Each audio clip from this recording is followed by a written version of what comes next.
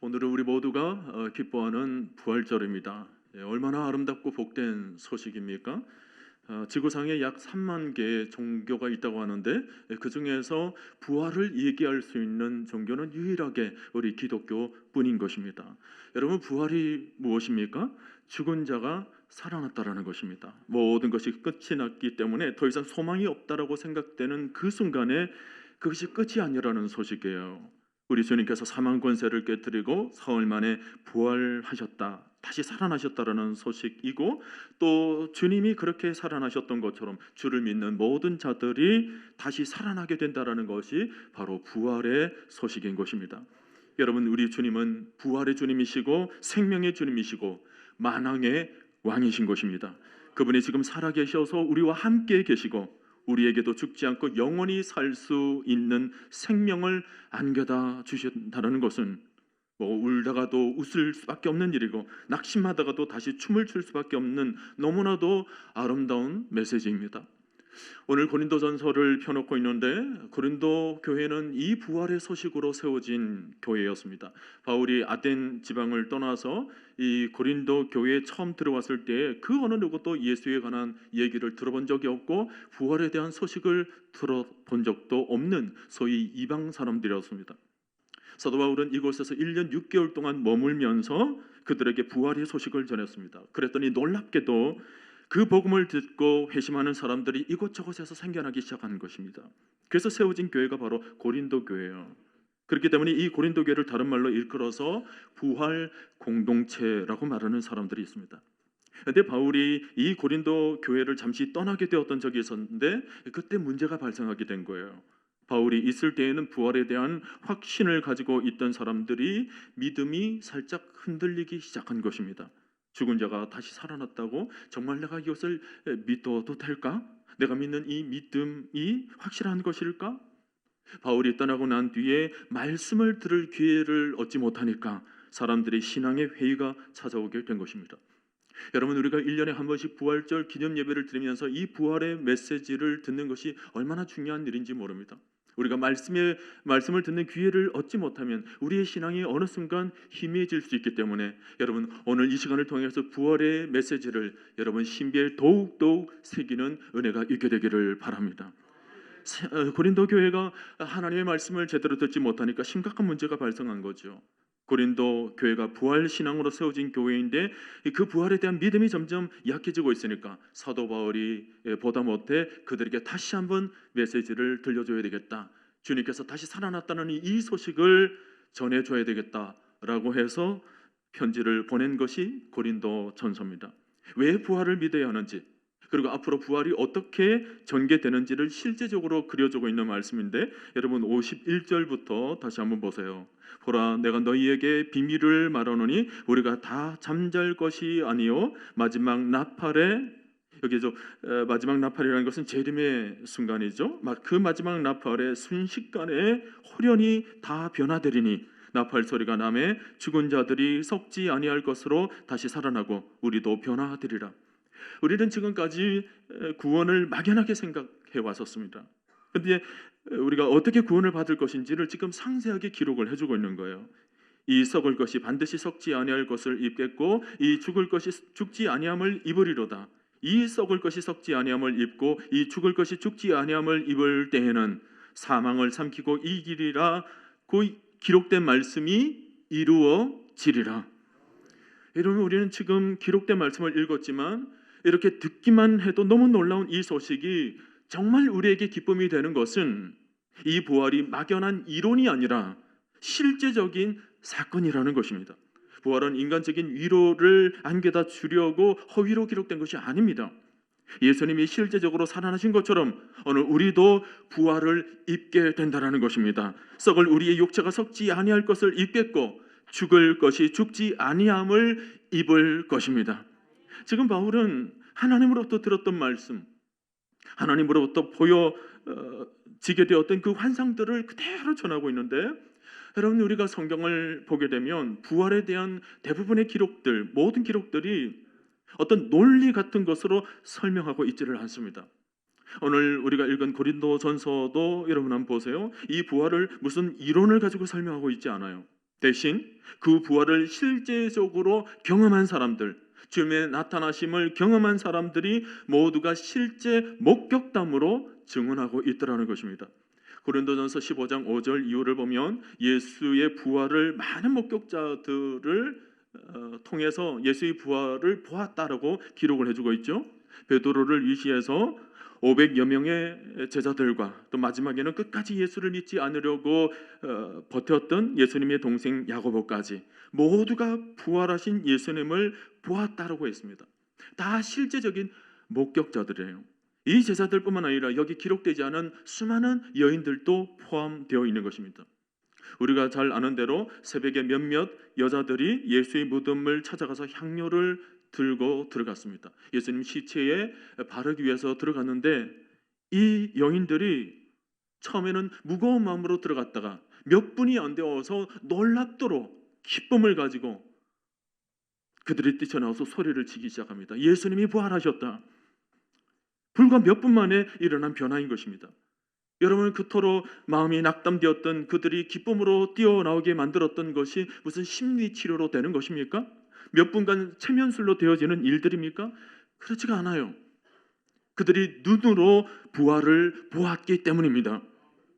이 편지를 쓰고 있는 바울도 한번 보세요. 바울이 예수를 믿은 것이 누가 사형리책을 가지고 바울에게 찾아가서 전도했기 때문입니까? 그게 양육 프로그램이 좋은 시스템을 가지고 그들에게 전도했기, 그에게 일러줬기 때문에 그가 이 부활 신앙을 가지게 된 것입니까? 아닙니다. 누가 말 잘하는 사람을 만나서 예수를 믿게 된 것이 아니고 다메섹 도상으로 내려가고 있는 그에게 부활하신 주님이 나타나셨고 그 주님을 바울이 똑똑히 보았기 때문에 그가 예수를 믿게 되었던 것입니다. 사울이 길을 가다가 다메섹에서 가까이 이르러더니 호련히 하늘로부터 빛이 그를 둘러 비추었을 때 땅에 엎드려지고 듣고 있는데 사울아 사울아 네가 어찌하여 나를 박해하느냐 대답하되 누구시오니까 이르시되 나는 내가 박해하는 예수라.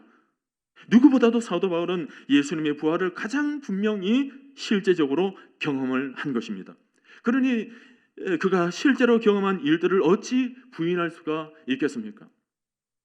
미국 시카고에 가면 매코믹이라고 하는 자유주의 신학교가 있습니다. 이 매코믹이라고 하는 신학교는 성경을 하나님 말씀으로 믿지 않고 일종의 교양서적 정도로 생각을 하고는 신학생들을 그냥 지식적인 측면에서 가르치는 경향이 있었던 거예요. 그렇게 하면 많은 청년들이 지식에 매료되어서 이 신학교를 찾을 줄 알았습니다. 그 당시의 분위기가 브루노의 지식의 구조주의가 왕성했던 시기였기 때문에 지식적으로 접근을 하면 많은 젊은이들이 신학교를 찾아오게 될 것이라고 생각을 했는데 전혀 방향이 엇나가고 말았습니다. 처음에는 이 전략이 어느 정도 들어먹히는 것 같다가도 그 이후에 점점 매코믹뿐만 아니라 유니온이라든지 프린스턴이라든지 소위 자유주의 신학교에서 이제는 문을 닫을 위기에 처하게 되었던 것입니다. 왜냐하면 학생들이 오지를 않는 거예요. 학생들이 생각했을 때 죽은 예수만 있고 살아있는 예수가 없는 학문을 굳이 배울 필요가 뭐 있겠느냐는 것입니다. 죽고 나서 다시 살지 못한 예수를 연구하겠다고 내 청춘의 세월 3년이나 5년이라는 세월을 신학교에 가서 소비할 필요가 뭐 있느냐. 학생들이 그런 죽은 지식을 배우지 않겠다 그래가지고 학생들이 오지를 않으니까 이 자유주의 신학교들이 크게 반성을 하고 지금은 예수 십자가와 예수 부활을 동시에 강조하는 상황으로 바뀌어가고 있다고 합니다. 여러분, 우리 교회는 세상 풍자가 아무리 요동을 쳐도 이 부활 신앙을 절대로 놓지 않으려고 매주일 예배 때마다 시작하면서 사도신경을 고백하고 있습니다. 성령을 믿사오며 거룩한 공예와 성도가 서로 교통하는 것과 죄를 사여 주시는 것과 그다음에 뭐예요? 몸이 다시 사는 것과 또 영원히 사는 것을 믿사옵나이다. 아멘. 이 신앙 고백이 너무 중요하기 때문에 믿음의 선진들이 이것을 고백문으로 담아서 우리들에게 전수해주고 있는 것입니다. 여러분, 이런 부활신앙이 왜 중요한 줄 아세요? 이 부활신앙은 죽음조차도 두렵지 않도록 만들어주고 있기 때문에 그렇습니다. 히브리서 11장에 기록되어 있는 것처럼 지금까지 믿음의 모든 선진들이 믿음으로 나라들을 이기기도 하며 의를 행하기도 하며 사자들의 입을 막기도 하며 불의 세력을 멸하기도 하며 칼날을 피하기도 하며 연약한 가운데서 강하게 되기도 하며 전쟁에 용감하게 되어 이방 사람들의 진을 물리치기도 했던 것은 이렇게 모두가 극한 상황 속에서도 그토록 강력한 힘을 소유할 수 있던 그 밑받침이 바로 이 부활신앙이 있었다라는 것입니다. 주님께서 우리 죽을 몸을 다시 살아나게 만들어 주시리라. 이 믿음을 심장에 가졌기 때문에 그 어떤 고난과 역경 속에서도 심지어 죽음조차도 넉넉히 이기며 나아갔던 것입니다. 여러분, 우리로 하여금 무엇이 세상살이를 이토록 고달프고 힘들게 만들고 있을까요? 바로 이 땅의 삶이라는 것이 아무 소망도 없이 이대로 그냥 끝이 난다고 생각하기 때문에 세상에 그만큼 힘이 드는 것입니다. 물론 실질적으로 일이 힘들고 가정도 힘들고 공부도 힘들고 사는 것이 힘들 수도 있겠습니다만은, 그러나 더 근본적으로 그런 것들로 인하여서 우리 마음의 소망이 사라지고 있기 때문에 힘들어지는 것입니다. 이 땅에서의 삶으로 모든 것이 끝이 난다고 생각을 하니까 더없이 서글퍼지게 되는 것이고 고달파지고 한이 되어가는 것입니다. 이 땅에서 모든 것이 끝이 난다고 생각을 하니까. 그래서 어떻게 하든지 이 땅에서 한번 가져보고 싶고, 어떻게 하든지 이 땅에서 한번 누려보고 싶고, 어떻게 하든지 이 땅에서 잘 되어서 이 땅에서 할 수만 있거든 오래 살아남아 보려고 자꾸만 그런 마음을 가지는 것입니다. 안간 힘을 다 쏟는 것입니다. 때문에 삶이 고달파지는 것입니다. 이것은 가진 자나 가지지 못한 자나 다 마찬가지예요. 가진 자는 더 가지려고 하다 보니까 형제 간의 싸움도 일어나고 집안에 갈등이 생겨나게 되고 서로 재산 때문에 싸우는 것입니다. 그러나 여러분, 부활신앙을 믿고 부활 찬송을 한번 불러보시길 바랍니다. 예수님이 살아계심을 믿고 그 살아계신 예수님이 나의 구주가 되시고 그 살아계신 주님이 늘 나와 함께 계신다는 것을 믿으면요, 필립 얀시가 말을 했던 것처럼 이 예수 부활에 대한 신앙은 이 세상에 돌이킬 수 없는 것도 돌이킬 수 있는 능력을 갖게 만들어 줄 것입니다. 심지어 죽음마저도 뒤집어 놓을 수 있는 능력을 갖게 만들어 주는 것입니다. 그래서 예수님의 부활을 믿습니다. 그러면 그 부활이 나를 바꿔놓는 거예요. 나의 모든 인생을 바꿔놓는 것입니다. 실제로 고린도 교회 사람들은 대단히 천한 사람들이었습니다. 우리가 고린도전서 1장 2절을 보면 알겠지만 그들은 가문도 좋지 않았고 대부분의 신분이 노예 출신들이었어요. 어떤 면에서는 창녀들이었습니다. 어떤 사람들은 술 중독에 빠졌던 사람들이었어요. 어떤 사람들은 그야말로 자기 신세, 거짓 신세를 면하지 못하는 극빈자였을지도 모릅니다. 그렇게 천한 자들이었지만 그들이 바울이 전하는 그리스도 부활의 소식을 듣자마자 부활하신 주님을 만나면서 자신의 모든 삶이 바뀌어지기 시작한 것입니다. 자신의 전부를 주님 앞에 맡겨드리는 순간 그들의 삶이 바뀌게 된 거예요. 인간 됨됨이가 바뀌게 되었습니다. 인생관이 바뀌게 된 거예요. 고린도에 있는 모든 사람들이 자기 눈을 의심할 정도로 그들이 바뀌어져 가는 모습을 보게 된 것입니다. 예수 부활하신 그 사건을 발견하는 자들이 하나둘씩 생겨나게 되자 결국 교회가 만들어지게 된 것인데, 그것이 바로 고린도 교회예요. 여러분, 좋은 신앙이란 부활을 믿느냐 믿지 않느냐에 따라 나눠지는 것입니다. 좋은 신앙은 부활을 믿고 기쁨으로 살 뿐만 아니라 나중에 죽음에 임박해서라도 그 죽음조차도 두려움 없이 부활의 소망으로 살아가는 신앙입니다. 그러나 그렇지 않은 신앙은 그저 예수를 믿으면서도 늘 밋밋하고 여전히 이 땅을 겨우겨우 견디며 살다가 나중에 죽음에 이르러서도 죽음도 두려워서 벌벌 떨게 되는 것입니다. 오늘 여러분은 어느 부류에 속하기를 원하십니까? 좋은 신앙이란 죽음을 뛰어넘는, 어떤 면에서는 죽음보다 더 강력한 것을 지니며 살아가는 삶인데, 여러분들은 어떤 삶을 살아가기를 원하십니까? 예수 부활 신앙을 가지게 되시기를 바랍니다. 오늘 본문에서 좀 더 내려가서 고린도전서 15장 52절 말씀을 보면 나팔 소리가 나매 죽은 자들이 썩지 아니할 것으로 다시 살아나고 우리도 변화되리라. 나팔이 막 울려 퍼지면 우리가 일어난다는 거예요. 죽은 자리에서 벌떡 일어나게 됩니다. 옛날 나팔 울리게 되는 장소는 모두가 다 전장에서 승리했을 때입니다. 가나안 땅에 들어가기 난 뒤로부터는 그 나팔 소리는 축제의 소리로 바뀌게 되었어요. 나팔 소리가 울려 퍼지면 축제가 펼쳐지게 되었던 것입니다. 주님이 다시 오실 때 불려지게 되는 이 나팔은 축제의 나팔입니다. 우리가 새로운 몸을 입고 주님과 함께 영원히 영생복락을 누리며 살게 되는 축제의 장이 시작되게 되는 것입니다. 그때 우리는 놀라운 찬송을 부르게 될 것입니다. 그 찬양의 제목 가운데 하나가 뭐냐면 죽음을 이기는 찬송입니다. 그 가사가 오늘 본문에 기록되어 있어요. 55절에 사망아 너의 승리가 어디 있느냐, 사망아 내가 쏘는 것이 어디 있느냐, 이것이 찬양으로 울려 퍼지는 찬송의 가사인 것입니다. 사망아 네가 나를 잡아먹으려 했지, 네가 나를 억누르려 했지, 내가 영원히 무너뜨리겠지. 그러나 너의 승리가 어디 있느냐, 네가 쏘는 것이 지금 어디에 있느냐. 죽음을 비꼬면서 얘기하는 것입니다. 우리는 사망을 이긴 영원한 승리자로 부활의 찬미를 하게 될 것입니다. 이것이 미래에 우리가 가지게 되는 소망이에요. 그러나 여러분, 부활은 미래의 소망만 주어지는 것이 아니라 현재 오늘의 소망도 주어지고 있는 것을 여러분 아시기를 바랍니다. 현재적 소망이죠. 여러분 58절을 보면 그러므로 내 사랑하는 형제들아 견실하며 흔들리지 말고 항상 주의 일에 더욱 힘쓰는 자들이 되라. 이는 너희 수고가 주 안에서 헛되지 않은 줄 알미라. 부활의 소망이 확실하기 때문에 뭐예요? 그 부활의 신앙이 오늘 나의 삶까지도 바꾸어 놓는다는 것입니다. 그러므로 내 사랑하는 형제들아 견고하며 흔들리지 말라. 지금까지 역사적으로 주님의 죽으심을 이기고 살아나셨다라는 이 부활의 소식이 들려질 때마다 개인이 소생될 뿐만 아니라 가정이 살아나고 그 지역이 살아나고 그 지역마다 교회들이 세워지게 되고 나라와 민족까지 다시 회복되는 역사가 일어났던 것입니다. 부활의 소식이 전해지는 곳마다 영혼들이 다 소생되는 거예요. 여러분, 부활은 살리는 소식입니다. 부활은 생명의 소식이에요. 여러분, 십자가 사건 이후에 제자들의 모습을 한번 보세요. 영락없는 실패자들 아니었습니까? 스승을 배반하고 팔아버렸다고 생각을 하니까 그 마음이 얼마나 무거웠겠습니까? 실제로 그들은 이제 모든 것이 다 끝이 났구나, 다 마음이 허물어져서 이제는 아무도 모르는 조용한 곳에 가서 숨어 들어가서 조용히 남은 인생을 살고자 했습니다. 그런데 부활하신 주님이 이 땅에 다시 오셔서 누구를 제일 먼저 찾아갔느냐?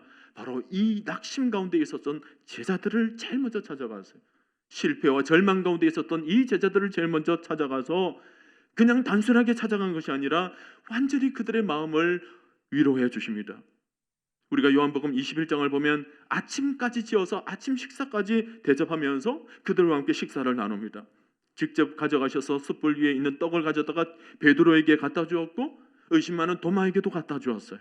요한에게도 갖다 주었습니다. 또 그 자리에 있었던 제자들에게 뜨끈뜨끈하게 고기를 숯불로 구워가지고 그들에게 갖다 준 것입니다. 뿐만 아니라 엠마오로 내려갔던 두 제자들에게도 주님은 나타나셔서 말씀을 해석해 주시고 말씀을 듣는 귀가 열려지게 하여 주셔서 예루살렘을 떠나 이제는 절망 가운데 있었던 그들에게 다시 마음을 소망으로 바꾸어서 다시 예루살렘으로 돌아오도록 만들어 주셨던 것입니다. 저는 부활하신 주님이 실패와 절망에 빠진 사람들을 만나 주셨다는 것이 너무 은혜가 됩니다. 여러분, 우리 주님은 지금도 그렇게 멀리 계신 분이 아니십니다.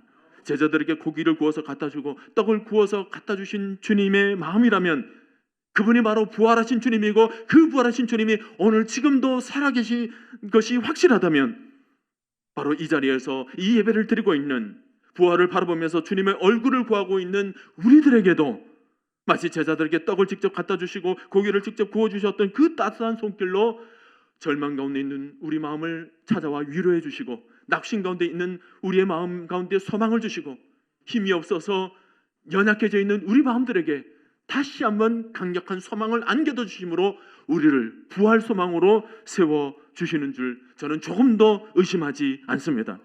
히브리서 4장 15절 말씀을 보면 우리에게 있는 대제사장은 우리의 연약함을 동정하지 못하실 이가 아니요 그랬습니다.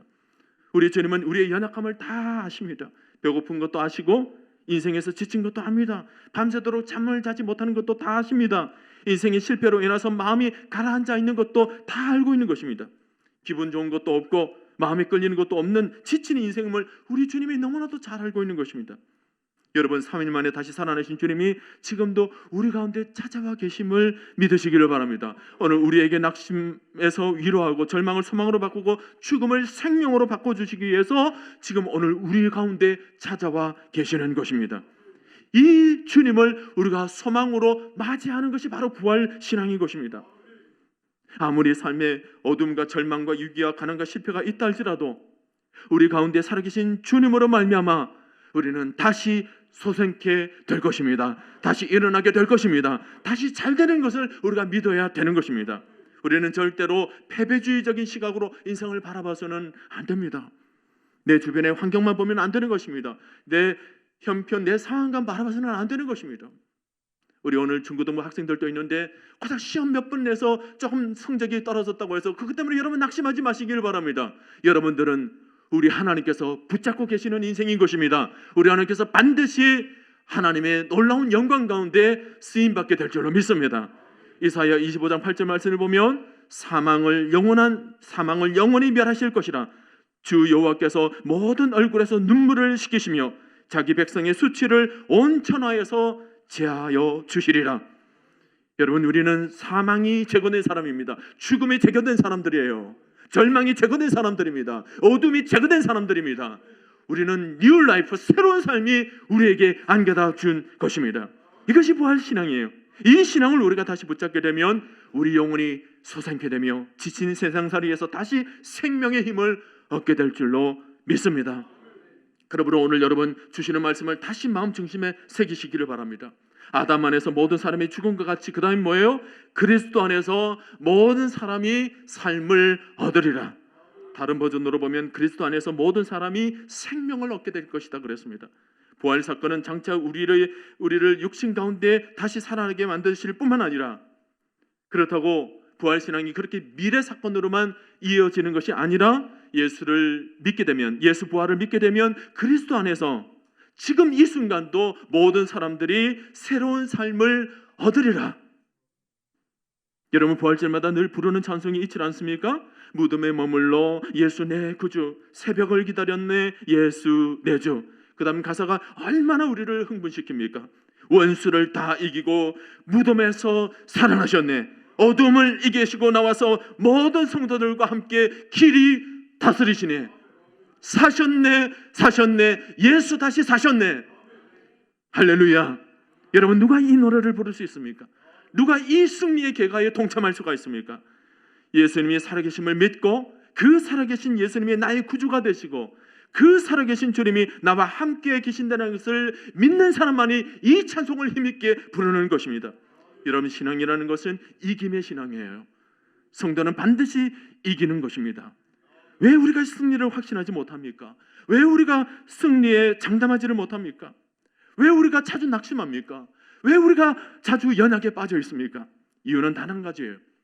우리에게 주어진 이 부활 신앙을 놓치고 있기 때문에 그렇습니다. 오늘 58절을 보면 너희는 견실하며 흔들리지 말고 하는 말씀이 나오죠. 견실하며 흔들리지 말라 그랬습니다. 여러분, 우리는 이 세상을 살면서 너무 흔들릴 때가 많아요.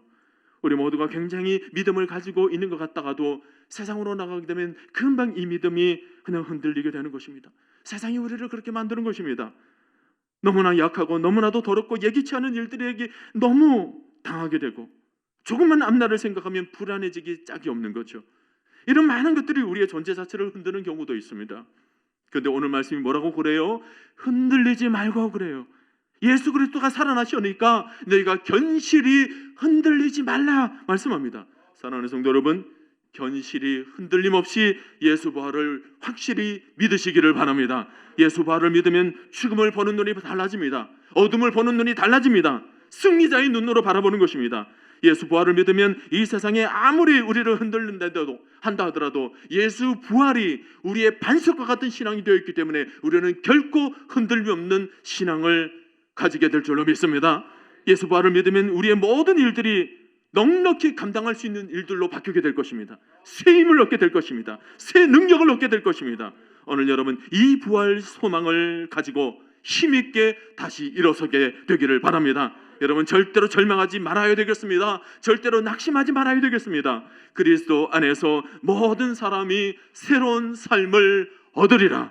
오늘 이 말씀을 우리 평생에 붙드심으로 날마다 생명력 넘치는 영적 에너지를 하늘로부터 충만히 받아 누릴 수 있기를 주님의 이름으로 간절히 축원드립니다.